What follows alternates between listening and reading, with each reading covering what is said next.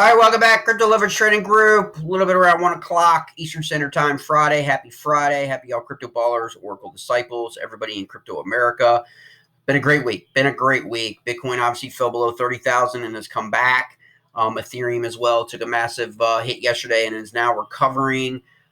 Pretty good trading day, especially for quick reverse trades, QRT method in our group.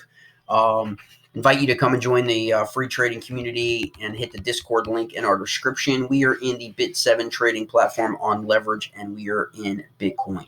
And what I want to talk to everyone about today is a quick little review on beginning leverage trading. And obviously, I have set the screen up a little bit different. If you followed me on the channels of my previous videos, I'm now using this format. Please hit me up in a comment or in a message to me on Discord if you prefer this format. If you like it, tell me what your thoughts and feelings are about it for our live streams coming up, where we would be live entering trades and exiting trades live with those in the trading community. Make it a little bit easier, have a little more feedback, a little bit more chat about what we're seeing, why we exited trades, why we entered trades, what we saw, the candle recognition, why we did what we did, what we're seeing on the chart, helping everybody grow inevitably their plan. Everyone should have a trading plan if you are going to begin leverage trading. That is number one, okay? Number two is how are you going to trade? And that's what I mentor and coach in our group is you will start out in our course coming up that's about ready to be released with one indicator to start, which is the relative strength index RSI. You can see on my screen I have all three of mine. I have MA Cross, the Cloud, and RSI on this particular because I like to use all three together in tandem. But for the purposes of this and for beginners in the group, we start them with RSI, Relative Strength Index. And really quick, I'm going to show you how this is effective for you if you're new to leverage trading, okay, and new to candle recognition and kind of understanding how these things move, okay? First of all, we want to use Heikin-Ashi candles. And the reason why that is you'll see what's called compression candles, like right here, that turn to a different color. Here that turned.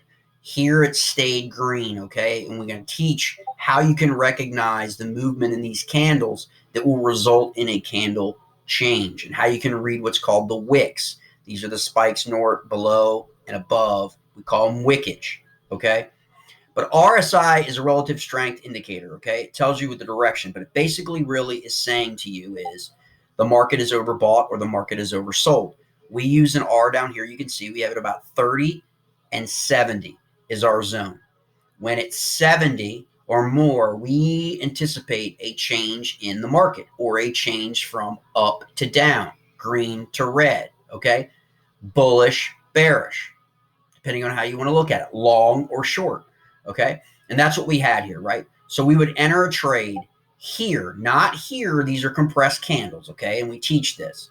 This would be a bad necessarily because it could work against you because it's not really showing you its true intent.